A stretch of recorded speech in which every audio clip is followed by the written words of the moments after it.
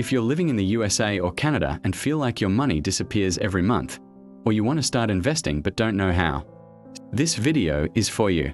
Most people think personal finance is complicated. It's not. There are only 4 things you need to do. Get these right, and you'll be ahead of 90% of people. By the end of this video, you'll have a clear roadmap. Let's dive in. Step 1. Track your money. You can't manage what you don't measure. Here's what I want you to do. Download an app like Mint, US, or YNAB. Connect your bank accounts and credit cards.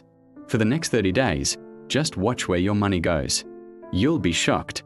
Most people spend $200 to $300 a month on subscriptions they forgot about.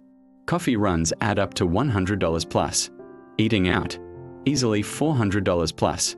Awareness is the first step to control. Step 2. Before you invest a single dollar, build an emergency fund. Life happens. Car breaks down. You lose your job. Roof starts leaking. If you don't have cash saved, you'll put it on a credit card at 22% interest. That's how people spiral into debt. Your goal: save 3 to 6 months of essential expenses. Rent, food, utilities, insurance. Where do you keep it? Not in your checking account where you'll spend it. Open a high-yield savings account. In the US, Ally Bank, Marcus by Goldman Sachs, or Sophie. In Canada, EQ Bank or Tangerine. Right now, these accounts pay 4 to 5% interest. Your money grows while just sitting there. Step 3. Kill high-interest debt. This is the biggest wealth killer that if you have credit card debt at 20% interest, paying it off is the best investment you'll ever make. Better than any stock. 2 ways to do it. Avalanche method. Pay off the highest interest rate first. Mathematically best. Snowball method. Pay off the smallest balance first. Gives you psychological wins. Pick whichever keeps you motivated. Just start.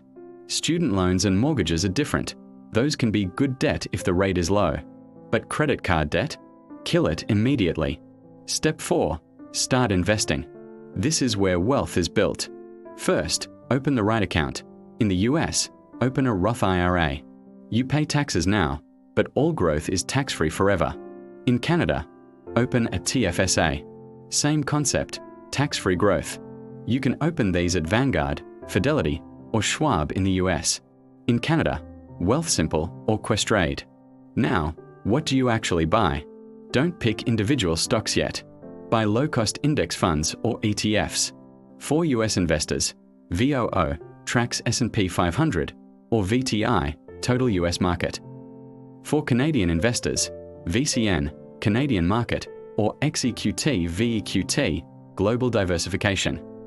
These funds own hundreds or thousands of companies. If the economy grows, your money grows. Set up automatic investments.